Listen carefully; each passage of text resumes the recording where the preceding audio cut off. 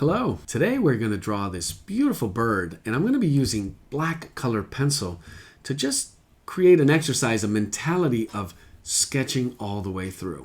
Now the one thing I want you to really focus on today is when we reach that stage in our drawing method where we build from big to small, from simple to more complex, from light to dark, there's going to be a stage where we begin to add detail.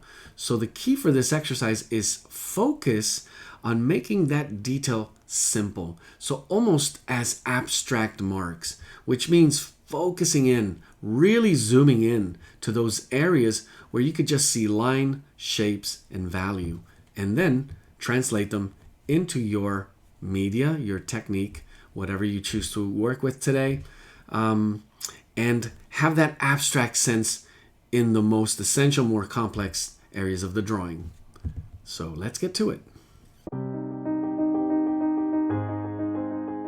So my plan for this 3-week bird session is going to be graphite, ink, charcoal, or basically three different mediums. Today I have my mechanical pencil, but I want to use, instead of graphite, I'm going to be using these color pencils.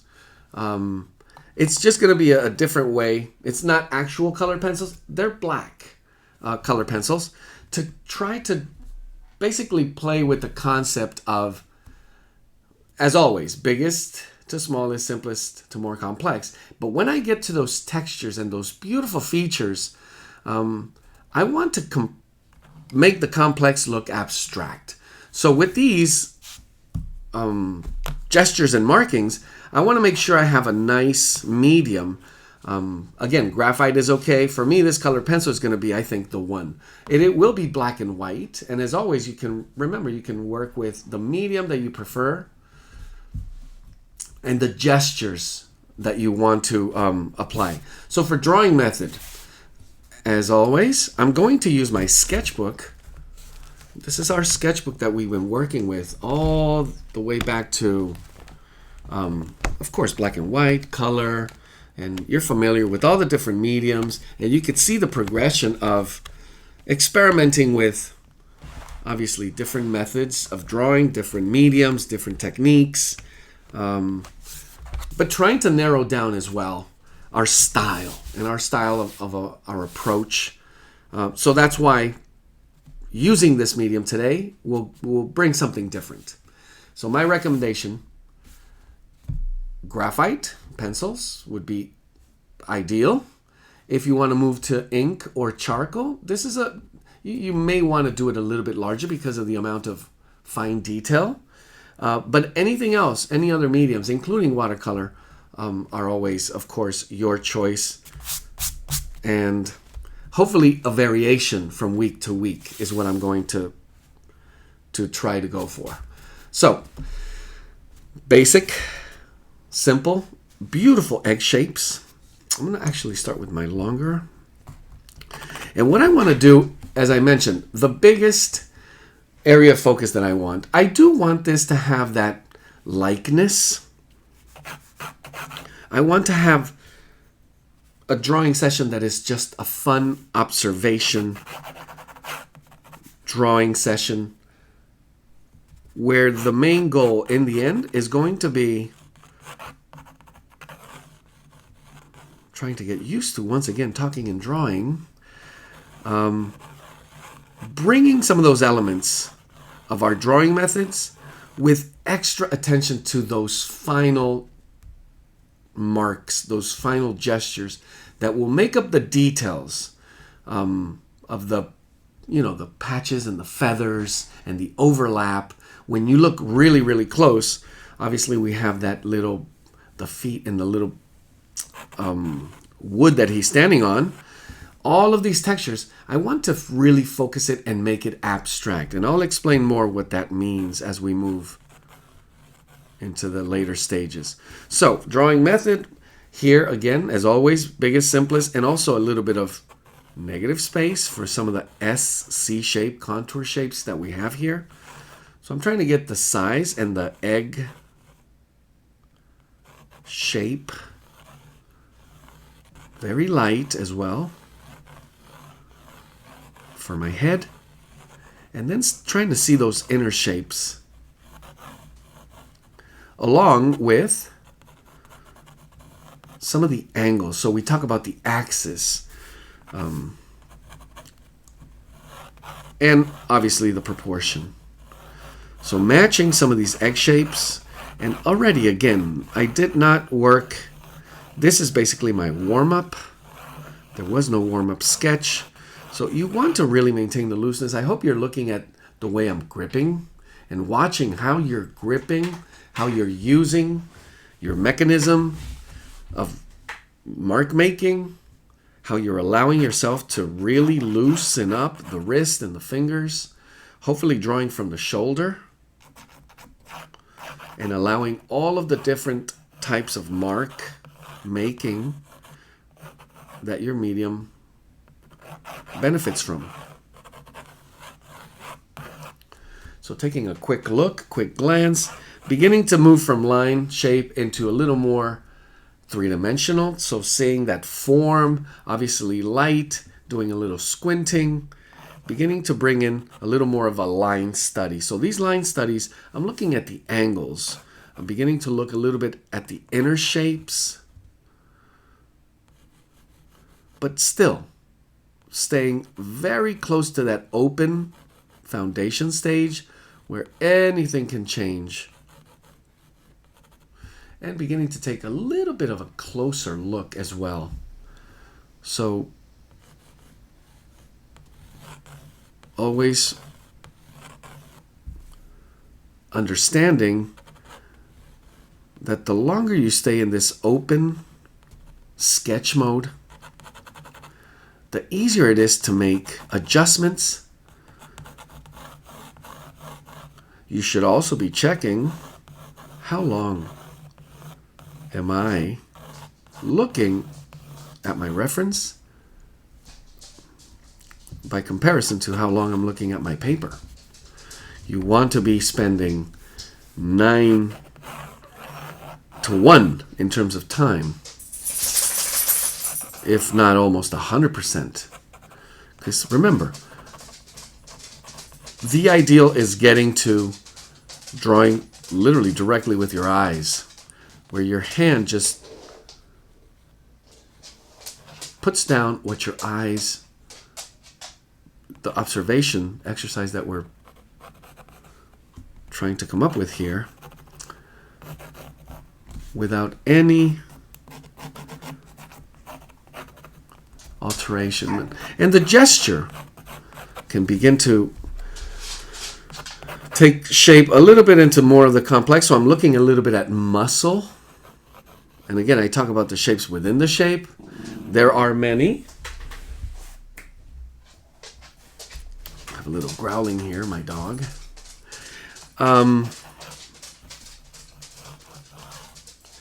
So it begins to take you into that place. Okay, where do I go next? Where, paying attention to, am I trying to work the overall, not just sticking into one, focusing on one area and having to take it further. So it's layer through layer, stage by stage, complete. There are many, many areas where you may feel the temptation to continue into stage 2 and then spend some time that will take you out of this foundational stage. It could be costly later. Don't even have an eraser at hand. And I could do some cleanup, but I'm also planning to use some of these early markings as part of that later stage where, as I mentioned before, trying to deal with different areas as fully abstract. So learning how to see what's there as abstract, simplifying the mark making, and achieving a really rich and very unique way of mark making those details. Because remember, this is what we're doing. We're just laying down lines and the combination of variations of lines and how we apply those lines. We're always thinking about direction. We're thinking about value. We're thinking about gesture. We're thinking about the size. So it's also about pressure. It's also about saturation and the variety of all the variables of combining those things to create a beautiful bird. Now, it's great that I chose an image with no distraction in the background. This is all about just this beautiful portrait. A little bit of attention. I will pay a little attention, and I do want a bit of contrast between the bird and this little branch here that also rich with texture, a little bit of contrast with some value as well. There's a lighter and darker shadow area. And yes, as always, what kind of liberties can I take to make this reference just an inspiration? And can I do shifts to the composition? Can I change it? How much? If so? Okay, so stage one for me, it's pretty complete. I want to revise some of the things, and I want to begin to see. So I have to actually zoom in just a little more.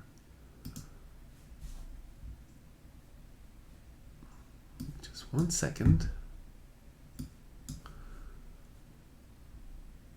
There we are.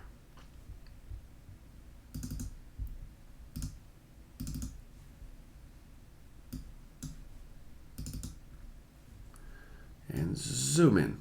So what I'm doing is I'm beginning to look from biggest to smallest. I don't want to go too far small, but I do want a bit of a line study. And again, looking at some of the inner shapes, just placement. And I know this is a big feature here. So I just want to hint at it so I can get a visual. Actually, a little closer. The size, the placement.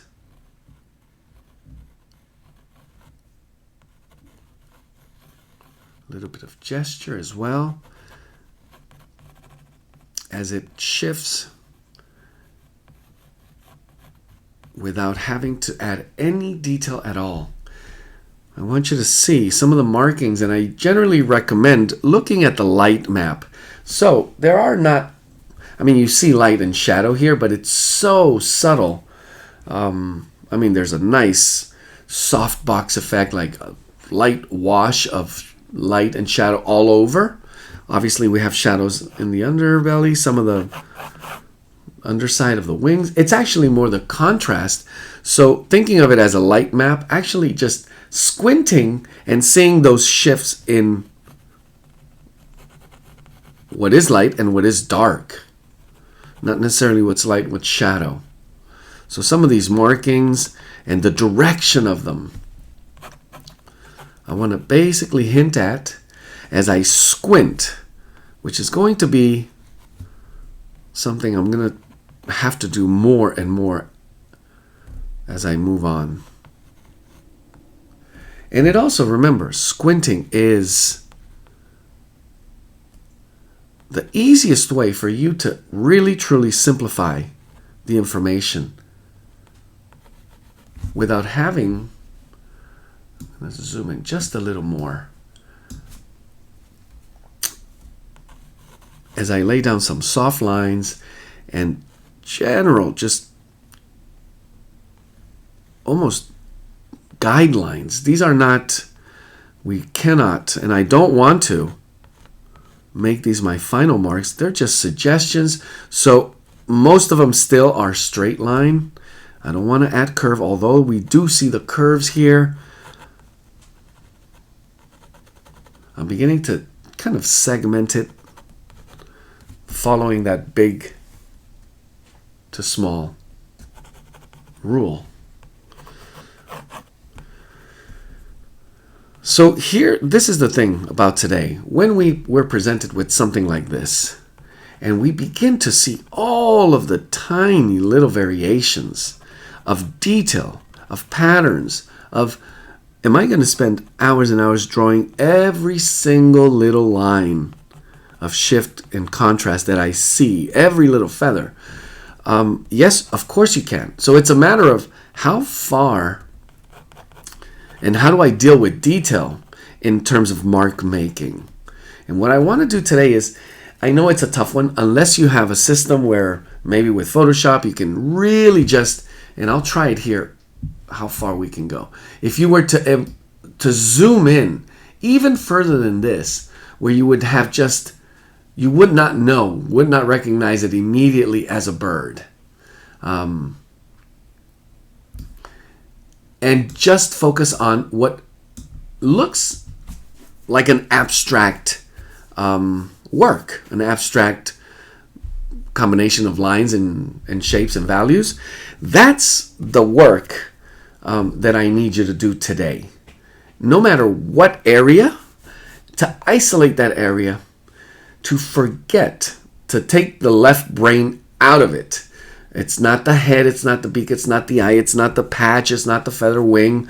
It's how do I isolate to the basic element and somehow figure out a way to see it as abstract and then bring that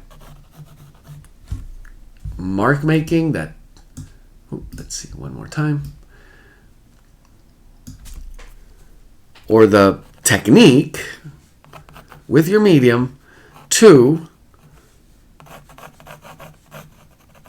accomplish that, to just simplify it from the way you're thinking about it.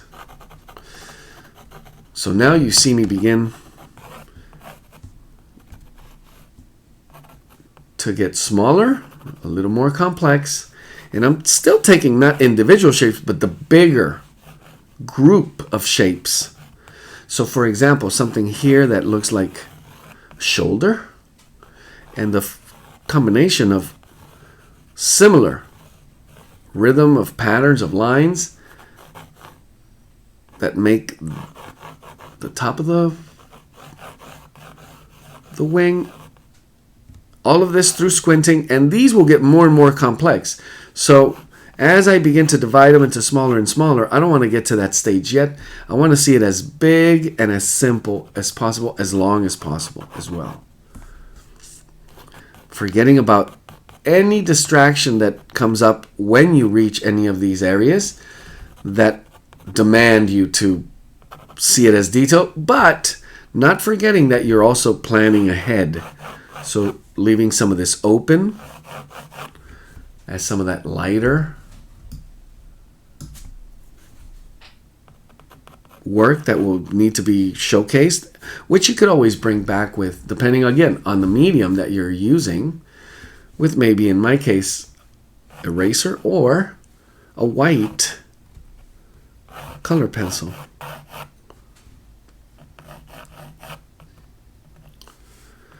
So again, this is the work where you can, and this actually, it's a little bit smaller. So there's one big correction here in terms of size. And for the first time, I will have to bring in a little bit of eraser.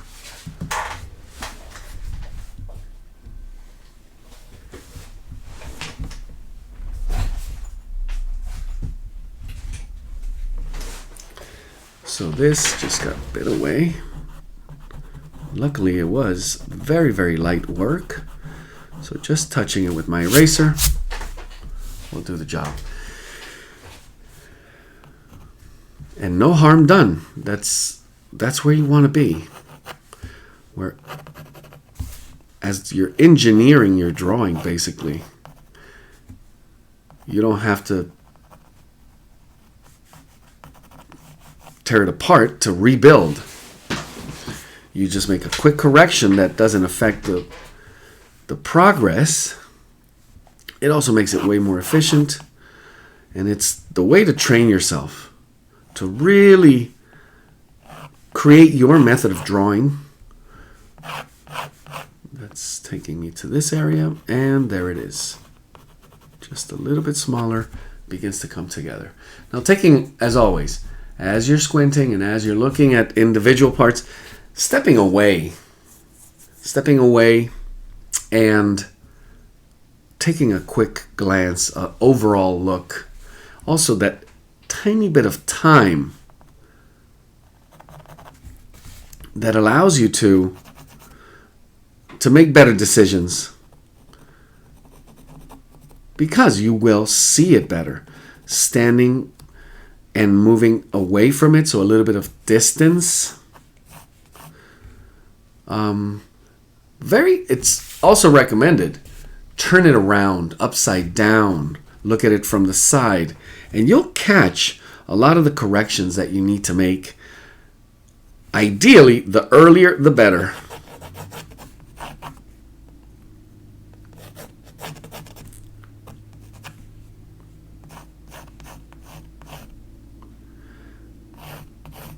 So, as I move forward, I'm now, adding a little more complex line. So this is where I begin to look a little more at negative space, a little bit of combination with straight line, still that loose, general, foundational sort of stage.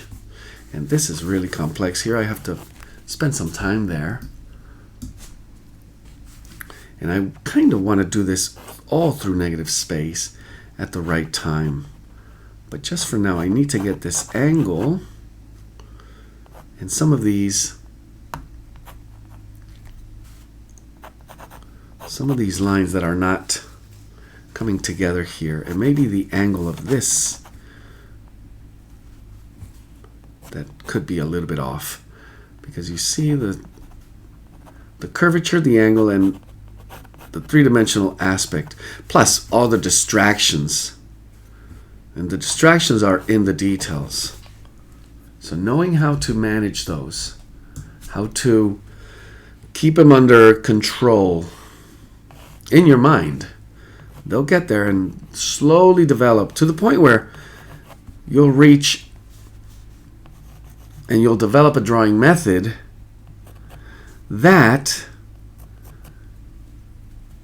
it looks like magic. It slowly just whoop appears without you having felt too much effort.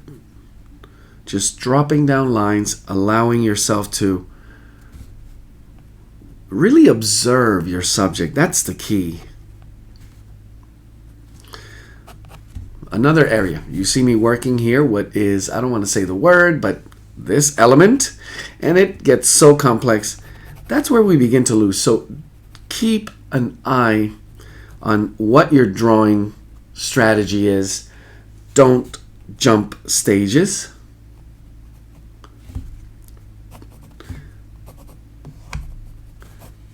And hopefully that simplicity and that sketch mentality, that observation of overall, of general, stays with you all the way through, really, all the way through.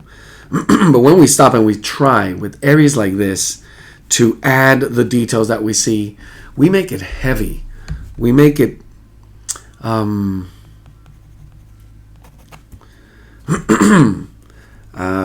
blanking out with the word, but it doesn't follow the rule that or the strategy. And it's, and I say it because it, most of the time, it will be true. Not that it can't be done, and there are exceptions to every rule, of course, but it's kind of like telling a kid, hey, be careful, don't do that because, and then they do it and it's awesome, it's amazing, but you know there's a risk. So you should be aware of that risk. And the bigger the risk, sometimes the bigger the payoff. That's also a general rule. So don't be afraid to risk, but be strategic in your risk. So what I continue doing here is just adding line study and beginning to look at it as an abstract. If you're thinking foot, leg, reset, step back, stop, look at it, and get your mind to the place where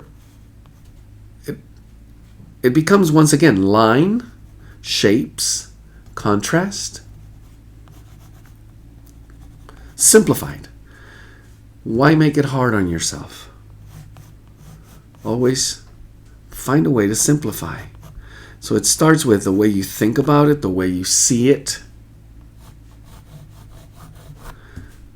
and just applying the method. So here I'm going right back to negative space, and I see it coming together beautifully. The angles. I'm going to move into, just because I'm here, just a little bit into this wooden element.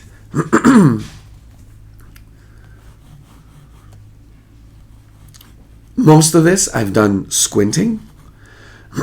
So what I'm just trying to get is the general shape through straight line. Obviously the angle and a little bit of negative space. With the squinting, I also get a sense of heaviness, so the line you see may become a little darker or a little lighter. So you would see the comparison here with light hitting this side and shadow hitting this lower side. I want to make sure I'm giving myself those clues and setting myself up so I don't have to come back and lighten it. But it's almost the one and done process. Beautiful curves, but not too worried about this. It's, again, part of that abstract approach, and maybe here, sharpness and blurriness, so it has that effect as well with what's closer and further away from us. It'll give it a nice, since we don't have a background, it will make for nice, another level of contrast. So when you look at a bird like this, you also see there's a nice little pose. And whether it's the belly or the chest or the head, we want to make sure we capture. How do we capture that? Well, you see from the line to the angle to the axis. Also using negative space. So close attention to negative space in areas like this, where you're dealing with angles or SC shapes. I feel it's one of the easiest ways to get the overall. And once again, double check yourself. So step back, look at it, and get the feel. I want to begin to feel a little bit of weight, a little bit of heaviness as it's, perching here. So it helps showcase that pose. And now this right here, when we deal with human portraits, one of the things for birds or animals, it is all about these lines, how we develop these lines. That's their basic, or one of the main focuses, how we capture these SC shapes, especially all the way back into here. It's going to be what gives you that likeness. So beginning to take this a little bit further from that stage one, what do I do here? Again, squinting is not going to help much anymore unless I'm looking at light and dark, but I begin to think about direction, because you do want that texture to begin to look, you don't want to go against the grain with the line. So the line should follow the texture that I'm trying to achieve. And thinking about texture and thinking about anatomy and curve could get tricky. So how do I achieve that? Well, making sure you are your style of observation. What is your eye telling you? Can you simplify it even further? And from that simplified version, can I be honest and true to the mark in terms of technique? How would I achieve that? Because remember, it is only a line by line. Some may say, well, it's more of a line shape. Yes, if it takes that, then you should really give yourself the time to check, double check. But it all comes down from how you decide to observe. There's a lot of detail coming here later, so I don't want to make this heavy or saturated. And it is going to take me right into this feature. So I'll go ahead and do a little more polishing of this line. And all of it through, most of it, negative space consideration here.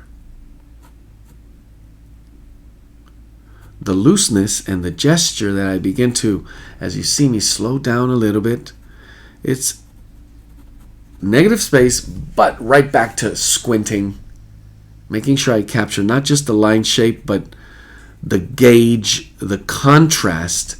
And in a way, I'm also beginning to sort of color some of the shapes of forming it. So the three-dimensionality as I consider light. And some may say, well, you're moving, aren't you moving ahead? Well, I still want it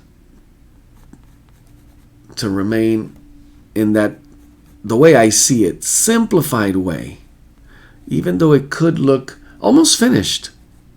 Because some may say, well, that looks like it could be almost finished. Not much more work that needs to be done here. I actually do see a lot of very small, and I'm going to switch to that in a second, where we'll begin to deal with all the different variations of gesture and line that could achieve that abstract look that I was talking about earlier.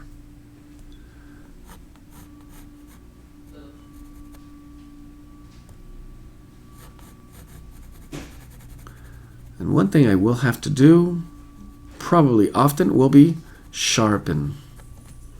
And the reason why I had two of these, so I could just switch back and forth with a little sharper. And I begin to look at parallel hatch. Not a lot of cross hatch. I don't see a lot of cross hatch. It's going to be more of a parallel hatch and sort of a scratch, sort of dash type of mark making here. It does also feel like it will have a little bit of the rhythm.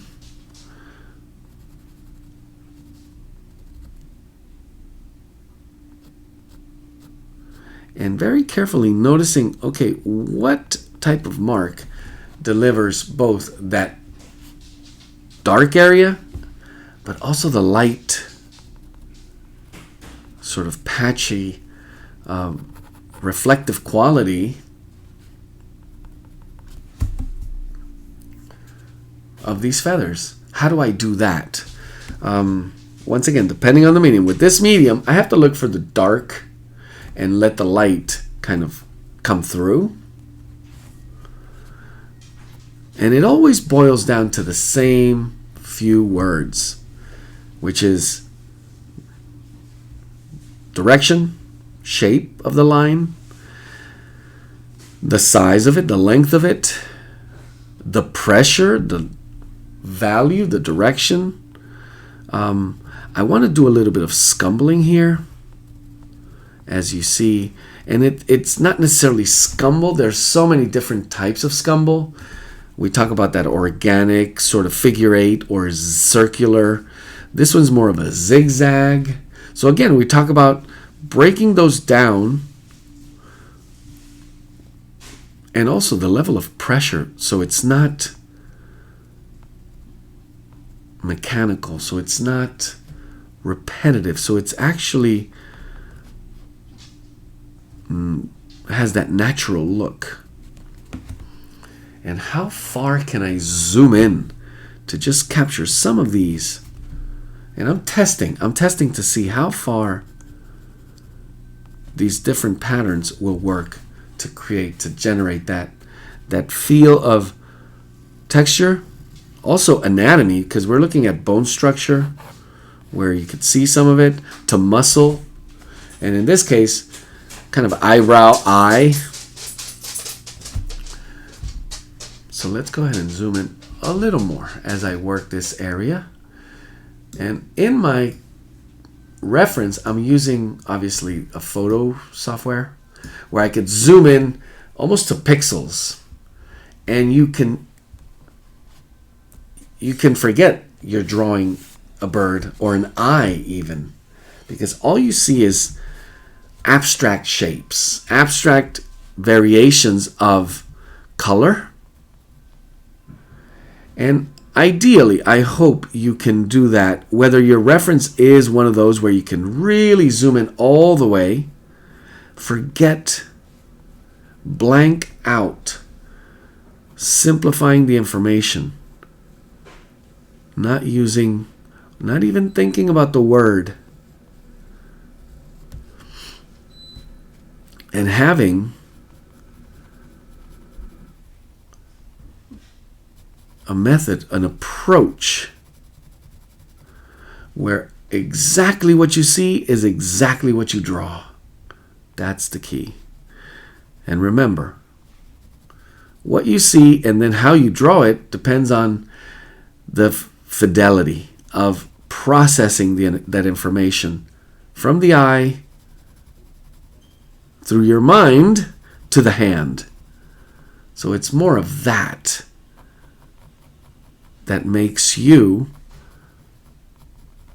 enjoy, number one, but advance your skill, your technical skill. And of course, with more and more practice, but the practice that is looking at what you need to see. Obviously, there's a little bit of editing in the information because there is so much information here. How do I choose? How am I choosing?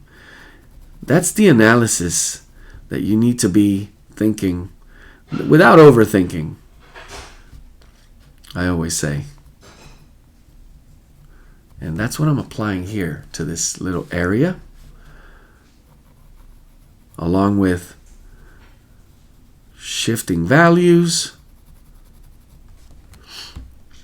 But the moment I bring in my own interpretation and shift the information, well, you have something that is becoming more yours. It's more your style, but there's going to be a gap between that and your reference, and that is okay.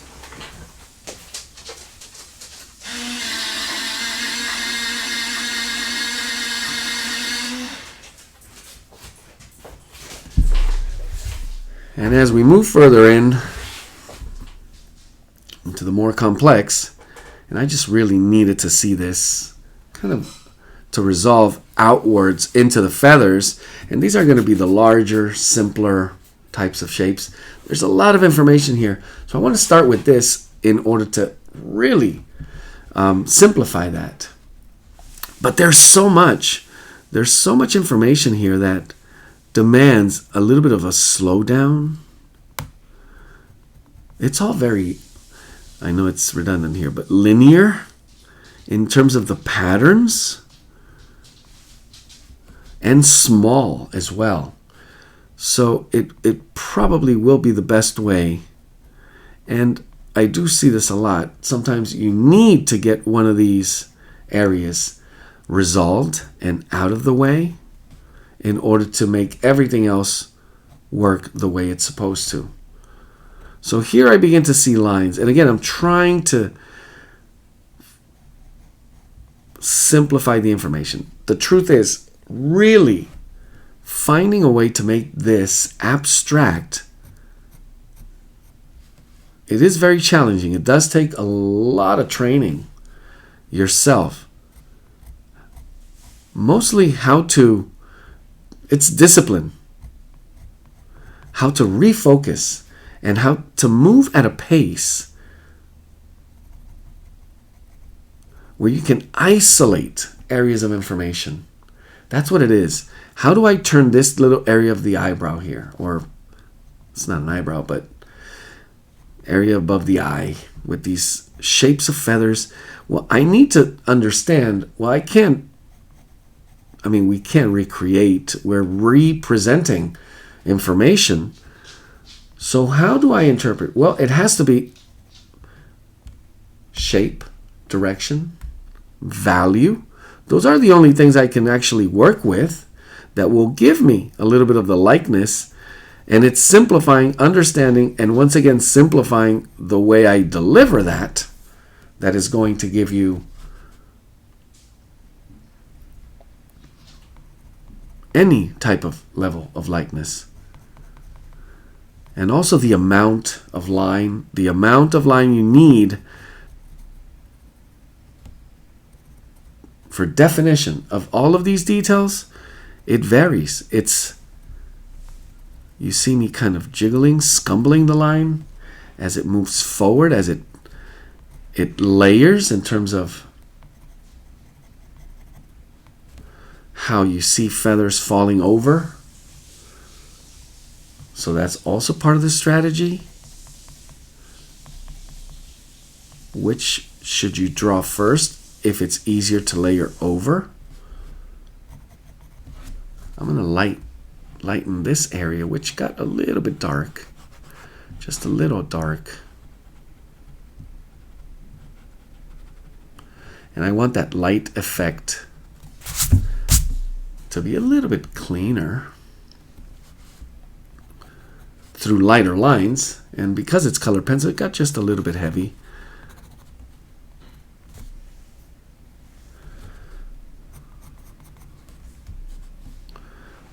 But these are exercises.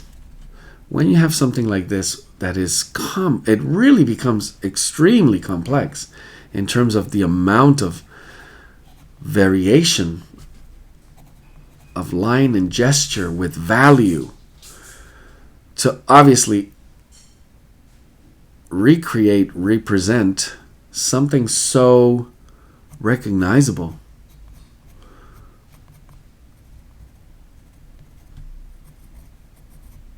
That hopefully it really sticks with you. Understanding the best and easiest way is programming, training yourself to simplify, always simplify, and use the essential information. No matter what technique or what style, it applies.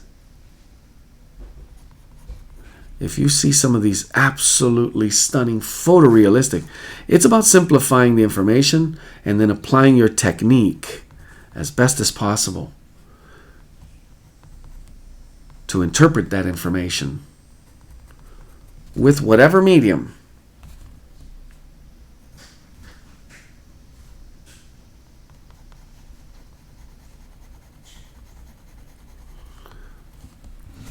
And now you begin to see how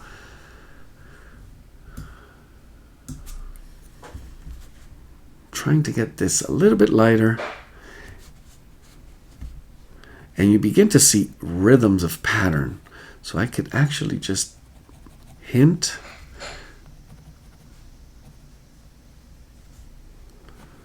and capturing that, in this case, pattern with the right combination of line. And in this case, it's almost more about value now.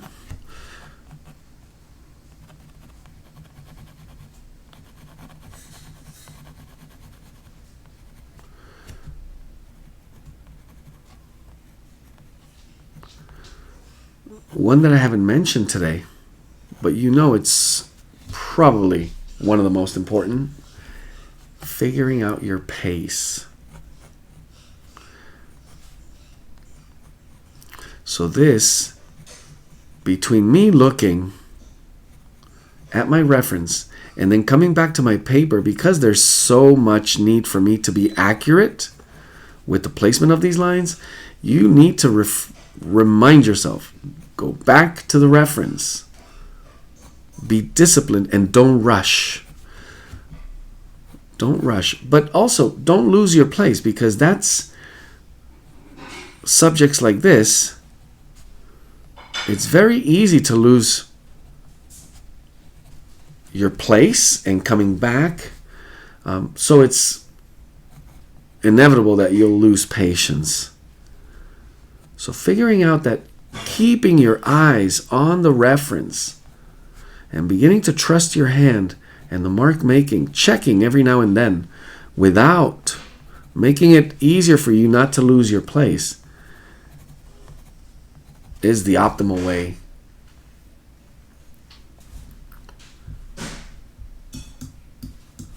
of managing that. There's beautiful light and reflected light. And the way I would see it is three-dimensionality with a very nice, soft, and skilled and technical approach to shifting the values here. It's all about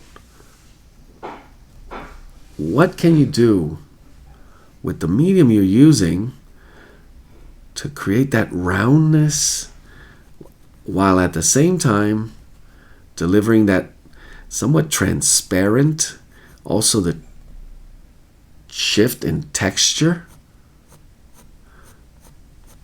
Find a way to see it as abstract. Easiest way would be to just zoom in until you cannot recognize what it is. Isolating the area and almost working it pixel by pixel. But training yourself to see it that way. And realizing that there's not much to be done. Just, we could literally count how many lines I drew here. It could have been 30, 50, 80. Could be sometimes with 5, 10. The key is what type of line, how they were placed. And now we move back into the motion of finding the pattern. And I'm going to have to put my sharpener a little closer, because that's also part of the discipline.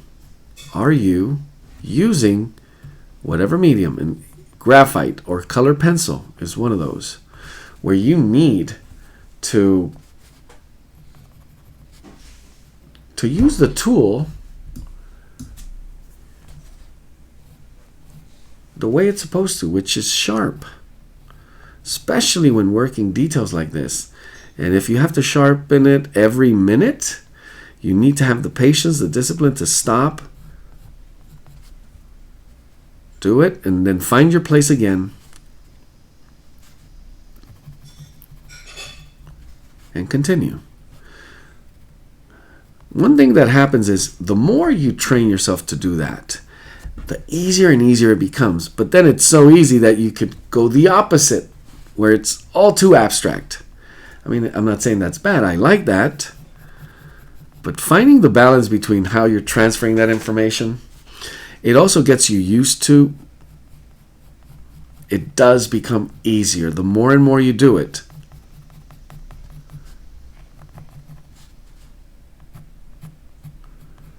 And what I've always said, you're a magician and you're using tricks to create illusions. So you do get better and better at those tricks. You need to figure out, hopefully, as you're doing them, why they are working. So understanding sharpness, contrast, rhythm, obviously value. Did I say that one already? And what can help the illusion be even more or richer. Sometimes it's just a nice pop of dark, sharp versus a soft, blurry light that pretty much does all the trick. Now you do see me spending a lot of time here, and I mentioned working my way through. I'm very comfortable, very confident with the overall. I did choose this because I saw for this exercise how can I maintain that discipline, that focus that will allow me to experiment with maybe a new range, whatever medium, of mark making that, of course, it's detail, but here we have an interesting one. We have all this variation, but there's still an overall larger pattern. So you have to see that one first. I mentioned these smaller rings that begin to pop out. Now you see one that's larger. So always go back to the rule. Big to small, simpler to more complex, and not having to deal with the complexity in a larger scale, which is also obviously more time consuming. But see, just like that, I pretty much cleared this entire area.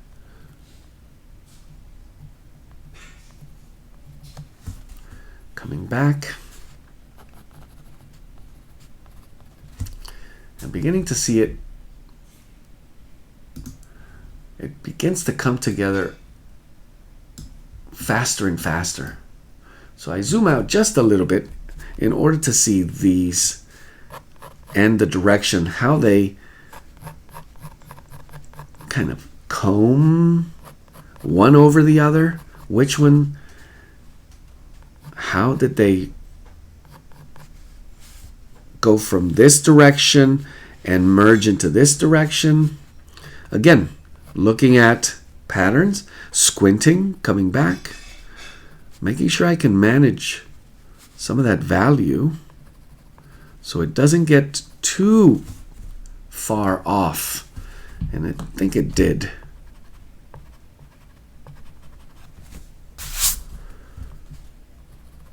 So in some of these darker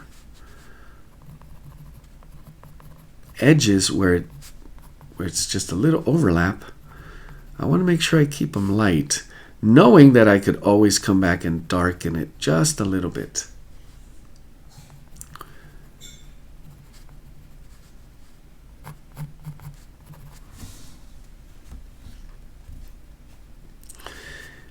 And the beautiful shapes that merge from one to the next, dealing with edges.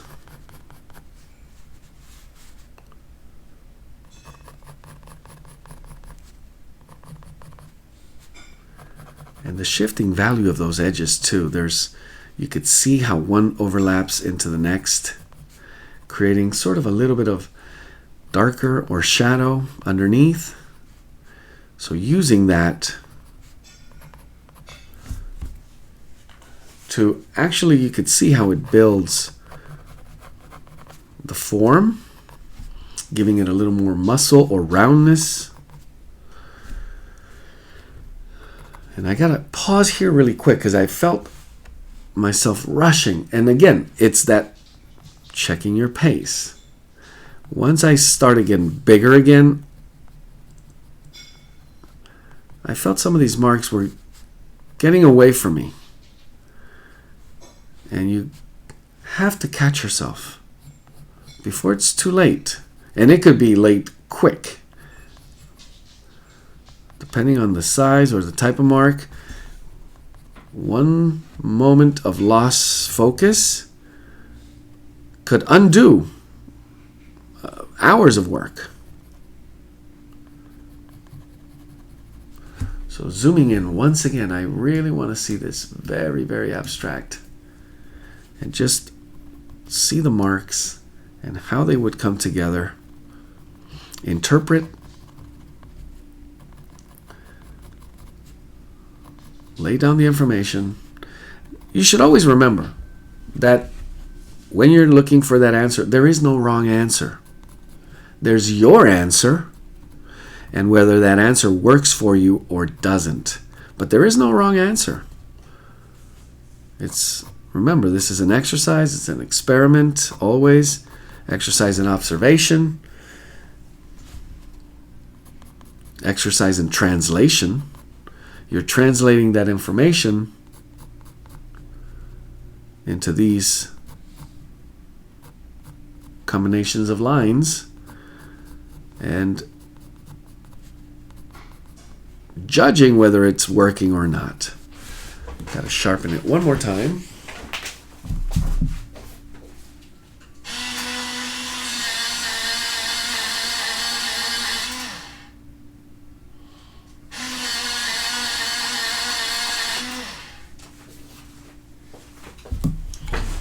There we are.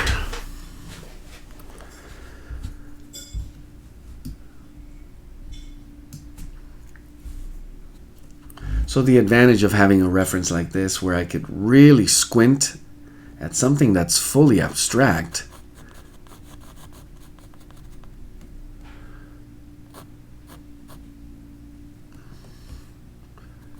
and I'm just working this chest area, trying to figure out patterns, trying also to stay as big as possible, as long as possible. It's kind of difficult here because of all the patches. There's some variations of light, but it takes me to this opposite area where I'm not ready to work in yet as an edge.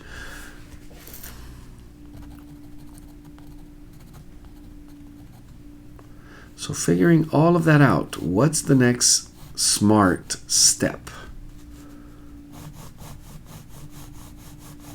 Just adding a little material here as I see shifting values and adding that dark, which allows me to bring out those white feathers. So drawing by subtracting, basically.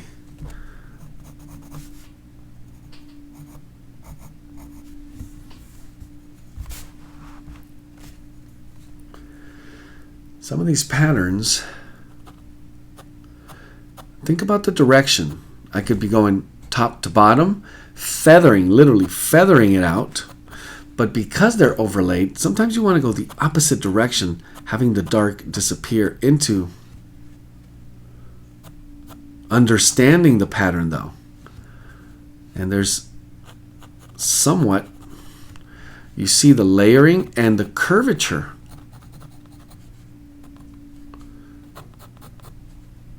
of some of these feathers to continue building the actual body of this bird, giving it that form,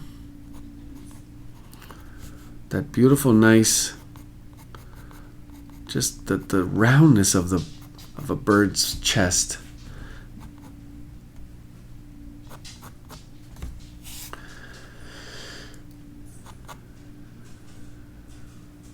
So there's something here that I think I could break down from bigger to smaller once again. So I'm going to try that technique because it does get really complex and smaller and smaller. So I'm just following a pattern of dark as I squint with the shapes, ignoring the layering as of now, to see if that begins to come together. And I think it is, with then a second layer of what we would call a little more detail in them. And then I'll switch direction to just layer over it.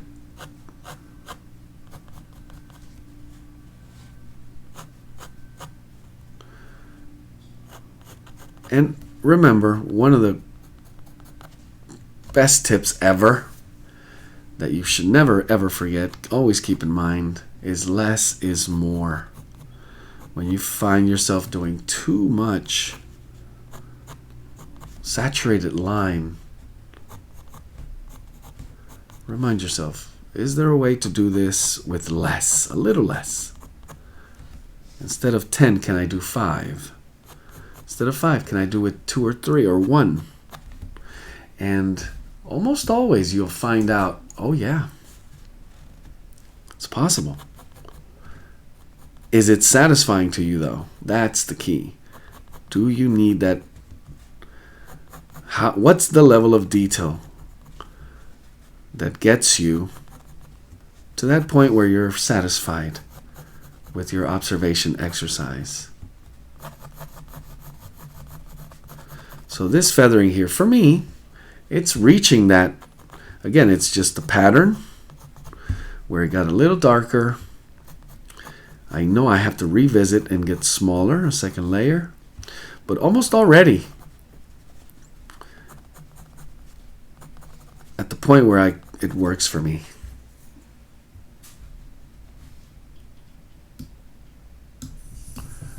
Zooming out just a little more.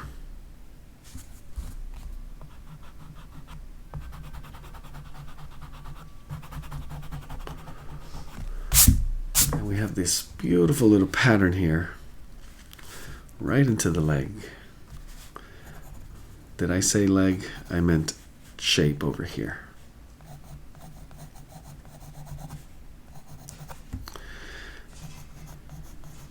So areas of contrast that we're building up with these tons of layers and the shapes of these markings. There are 7 billion ways to do this, and every single one of us is going to do it differently. The formula comes from how you choose to see it.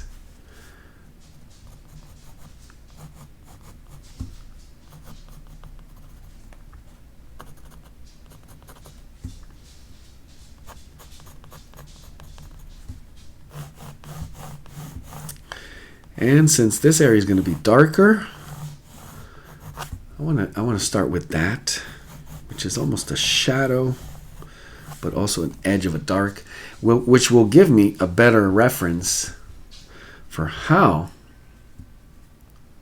much darker all of this should be, and if it's maybe too dark already.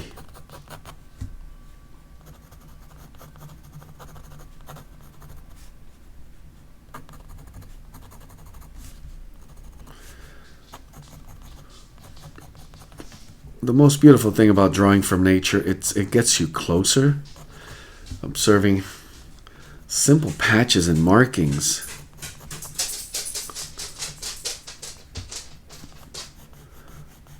And how it answers almost any question. All questions have an answer in nature.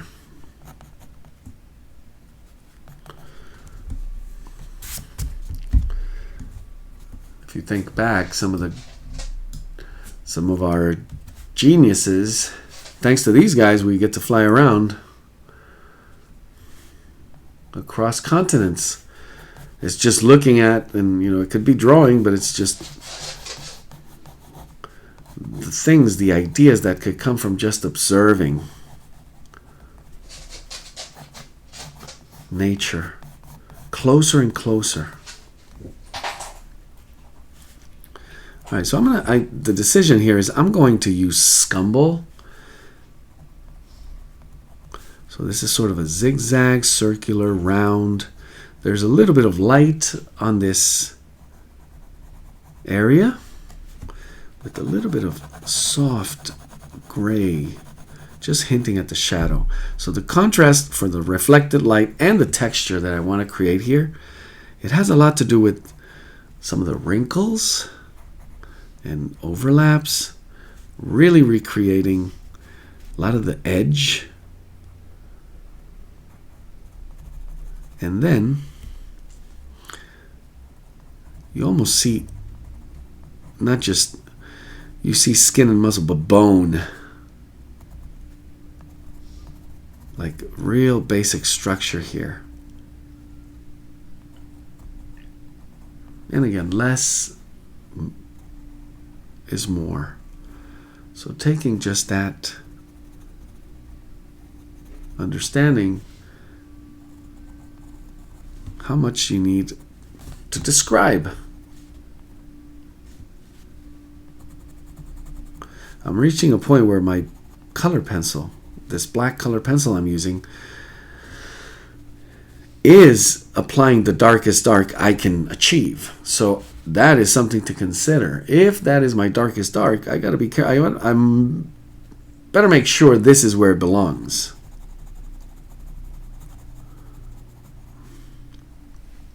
And from my squinting, I've been saving it, but this is it. Now, should that be the case, what if we need a pop of that somewhere else, and this is going to soften the blow because of a wrong read of value? And with the drawing I have now, I feel I can begin to get a little more intuitive. It's not necessarily, some people would say, well, undisciplined, breaking the focus, or sloppy even. No, I think it's a little more contrast of variety of lines. So you have the contrast of value, contrast of size, contrast of sharp and soft, all the different levels of contrast that you can imagine. One more is the variety of straighter, more patterned lines versus organic, intuitive, and see how that can add a little extra element of a little sort of rich read.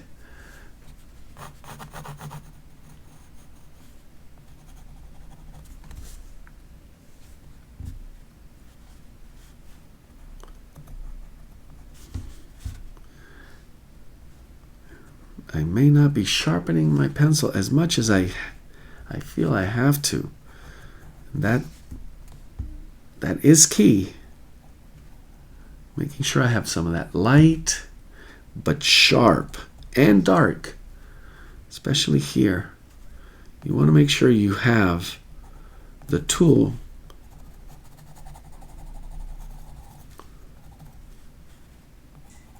exactly how it needs to be in order to deliver the quality that you're expecting. That's one thing I see a lot. You know, skipping a few seconds of sharpening the tool that will have you miss out on the possibilities of the richness of very soft or hair thin or dark and sharp lines that make all the difference in a drawing.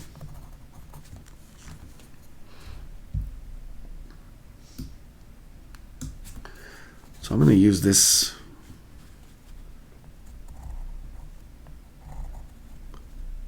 to actually go ahead and move into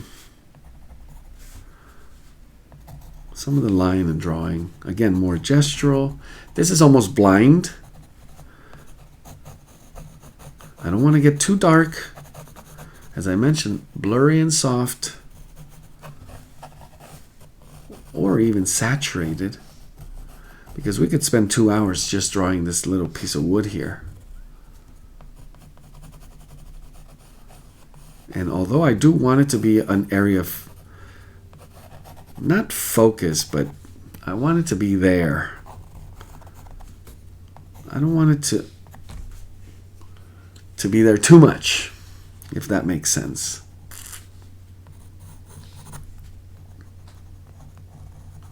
And again, it's a great opportunity to study. Another possibility of mark making. How would I deliver some of these shifts in texture, value,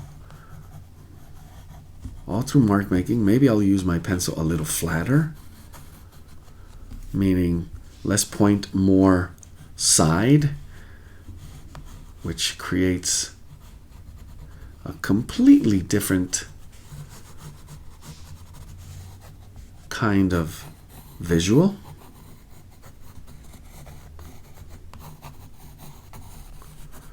Areas like this, sometimes I'll switch to left hand. So is that a contrast? But I could. Sometimes the quality of line that I can deliver from left to right, and you need to be comfortable with this so you can actually do it and try it when you need to and use it to your advantage. Because there is no, the seriousness of making a mistake here is not as, you want it almost to be mistake-like, to have that quality of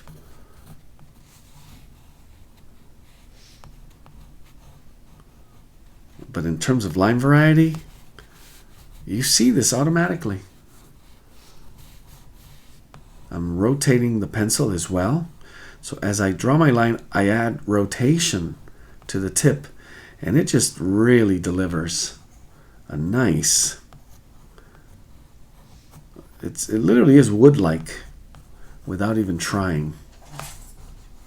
That plus the side, using the side of the colored pencil. So there we go.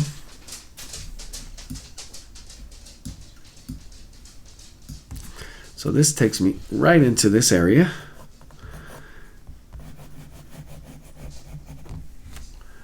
Where I don't want to, again, overdo.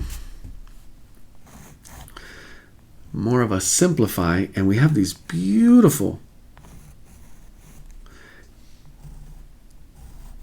dark, in many cases sharp and straight lines.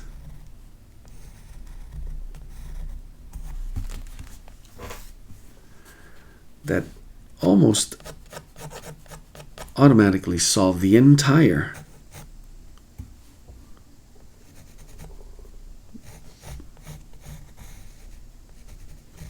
area. So it comes from understanding. You see the line that delivers the shape, but it's because you also understand the form and the strategy. So as it begins to come together, some of these lines need to be thinner, complementing the structure of what's going on here.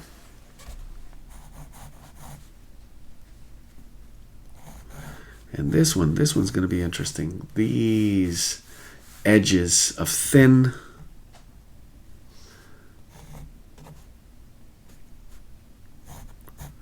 and the contrast.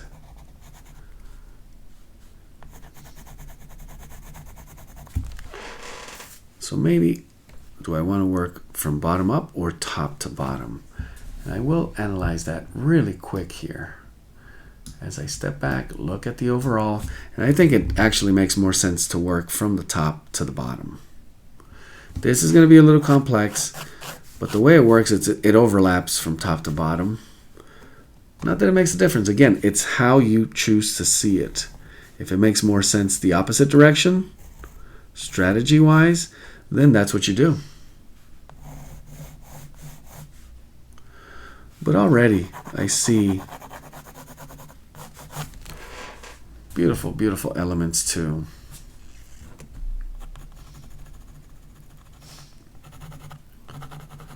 Just adding a little extra value.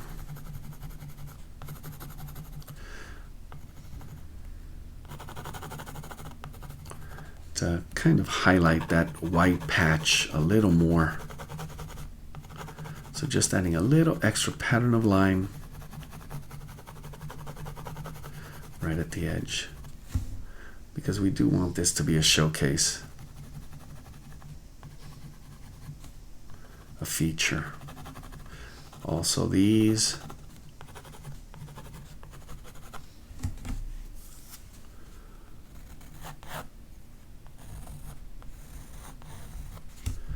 And as we do more work like this, more sharpening.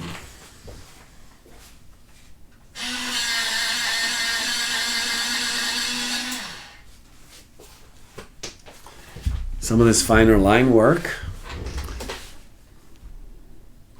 I always give that warning. The closer you get to the finish line, the more you feel you need to rush, when in fact you should be doing the opposite. So a lot of squinting here, figuring out the pattern, and the pattern is simple. You could see curvature from light and dark with smaller shapes,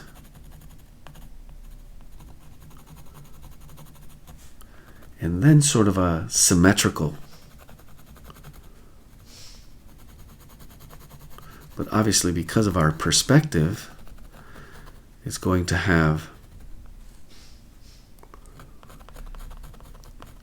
this side is going to be bigger. We see more of it.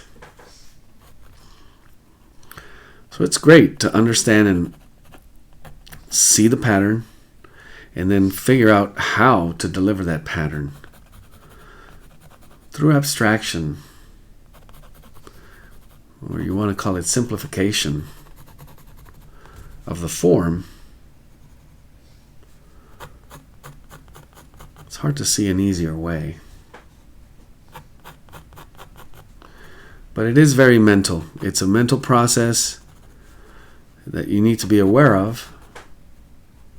How well are you doing that?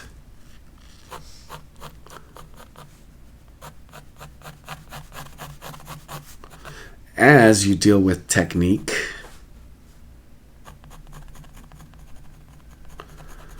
squinting almost the entire time here for me, as I begin to actually just break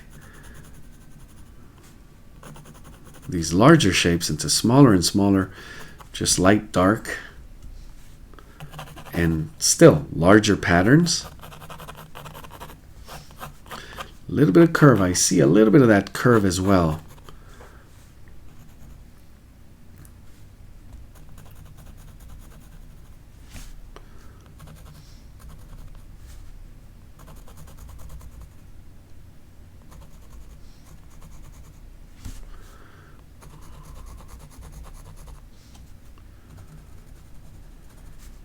And then a retouch wherever needed.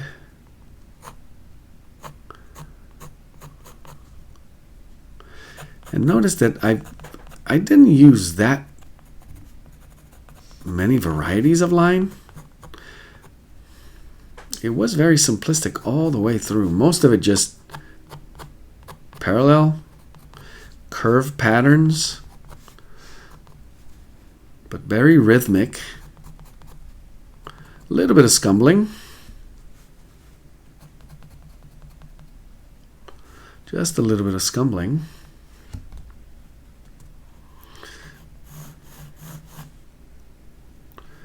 I'm going to break these first so I can then just color in.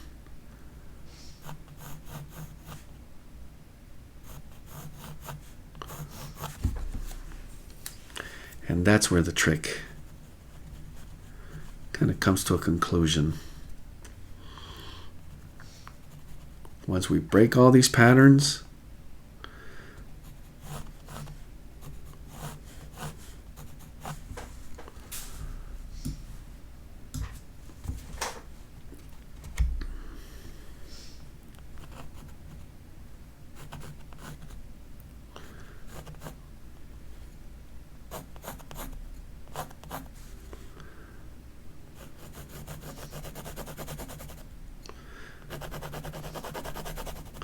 and then really it's almost coloring it in. Once you figure that out,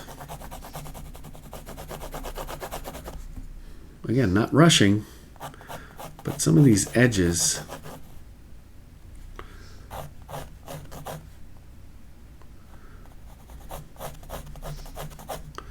as they get more and more refined, I guess, they begin to get more and more complex.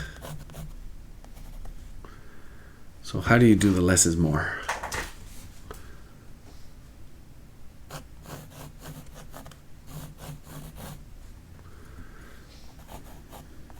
Some of these curves is what's been throwing me off, but there it is. It all just comes together. And I'm not even counting the feathers here, but you could if you wanted to. Make sure you have the right number and the likeness. But I'm just filling in these areas, following the pattern.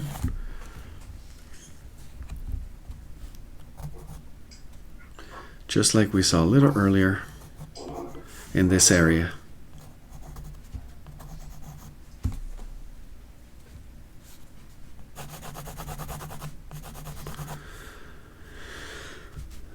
So this is going to be all about valley because there's really lots of shifting from pretty light to some of the darker. And it has to do also with a little bit of the direction and the pattern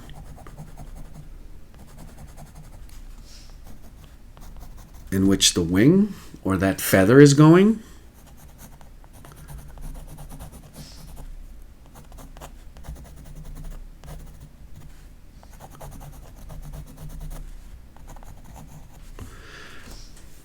So yeah, this is going to be a lot of extra work. And this is what basically brings it to a conclusion.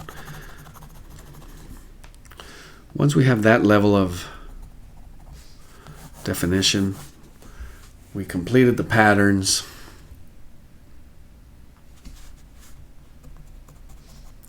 It's going to take a lot of sharpening as these lines get finer and finer.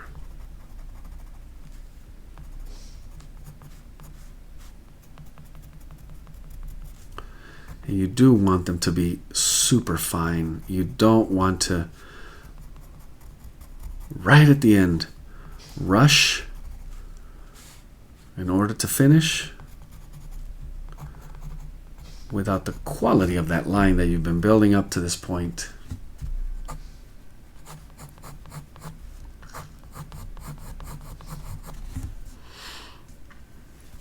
And then the feathering.